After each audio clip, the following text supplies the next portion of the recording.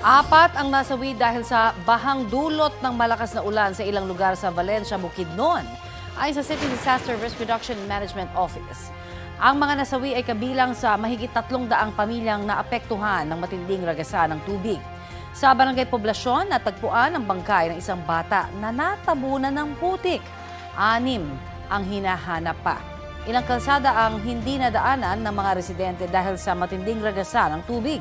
Stranded naman ang mga estudyante matapos pasukin ng lampas tuhod na baha ang Central Mindanao University sa Maramag.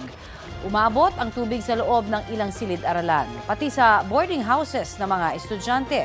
Ayon sa Pag-asa, ang pag-ulan sa Bukidnon ay dulot ng local thunderstorms. Nagsagawa na po ng clearing operation sa mga otoridad sa mga pinsalang iniwan ng baha. Sa Vintar, Ilocos Norte, gumuho ang lupa at bato sa Palyas Valley dahil sa malakas na ulan.